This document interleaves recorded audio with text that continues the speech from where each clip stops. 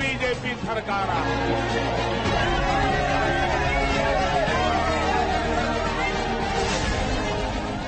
हम तो शुरू से न बोल रहे हैं, आपको बोलिए।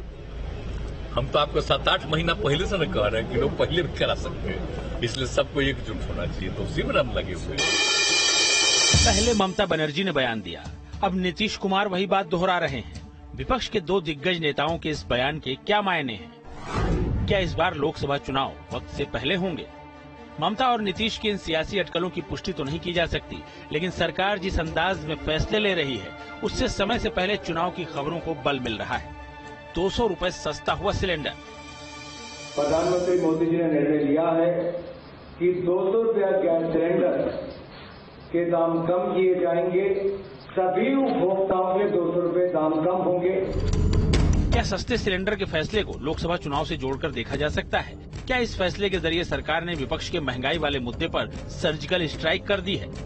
जनता से जुड़े अहम फैसलों के बीच बीजेपी अपनी चुनावी तैयारियों को अंतिम रूप देने में भी जुटी है। 2024 के लिए पार्टी का एक अहम प्लान तैयार है। 160 सीटों पर बीजेपी की रणनीति तय। विपक्षी इंडिया गठबंधन जहां बैठक के जरिए मतभेदों को सुलझाने में जुटा है, वहीं बीजेपी का प्लान नंबर 1 तैयार हो गया है। खबरों के मुताबिक पार्टी ने 160 सीटों पर नेताओं से फीडबैक के जरिए तैयारियों को अंतिम रूप दे दिया है। पहले ही 160 सीटों पर रणनीति बनाने का मकसद एकदम साफ है। ये वो 160 सीटें हैं जहां पार्टी को हार मिली या फिर वो बहुत कम मार्जिन से जीती। बीजेपी की कोशिश है कि इनमें से कम आधी सीटों पर जीत हासिल हो। 2024 के लोकसभा चुनाव के लिए जहां विपक्षी दल अभी तक गठबंधन के बंधन के फेर में उलझे हुए हैं, वहीं दूसरी तरफ बीजेपी ने अपनी तैयारियां शुरू कर दी हैं। बीजेपी ने जिस तरीके से 160 सीटों को चिन्हित किया है, अगर बीजेपी अपनी परंपरागत सीट में से किसी सीट को हारती है तो उसकी भरपाई वो यहां से कर पाएगी। और पार्टी अगर ऐसा करती है तो 2024 के चुनाव में बड़ा उलटफेर हो सकता है और बीजेपी की जो जीत का आंकड़ा है वो बढ़ सकता है। यूपी के लिए बीजेपी का प्लान एकदम साफ है। यूपी में बीजेपी 80 में से 80 सीटें जीतना चाहती है। जिन कमजोर 160 सीटों को पार्टी ने चिन्हित किया है और उसमें 14 सीटें यूपी की भी। 3 बैठकें होती है और उसमें हम पिछली बैठक में हमने क्या तय किया, उसमें से हम कितना कर पाए, अगली बैठक में अगला लक्ष्य तय करते हैं, उसकी समीक्षा करते हैं। यही सब होता है और इससे काम आगे बढ़ रहा है। निश्चित रूप से हम आगे बढ़ रहे हैं। उत्तर प्रदेश की 80 की 80 सीटें जीतने में। इससे पहले बीजेपी ने एमपी और राजस्थान के चुनाव के लिए इसी मॉडल को लागू किया था।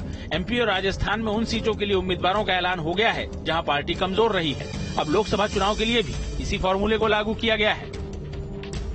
जहां तक मैनपुरी और रायबरेली है, वहां पे उम्मीदवारों की घोषणा जल्दी करके भारतीय जनता पार्टी डिंपल यादव और सोनिया गांधी को उनके राजनीतिक गढ़ में ही घेरने की कोशिश कर रही है, जिससे ये नेता जो अपने दल के शीर्ष नेता हैं, जो टॉप कैंपेनर हैं, उनको उनकी ही लोकसभा कॉन्स्टिट्यूंसी में समेट के रखा जाए। 160 सीटों पर रणनीति तय हो गई है। खबरों के मुताबिक 1 सितंबर को पार्टी का केंद्रीय नेतृत्व इस पर मोहर भी लगा देगा। इसके बाद 160 सीटों पर चुनावी योजना को लागू करने का काम भी शुरू हो जाएगा।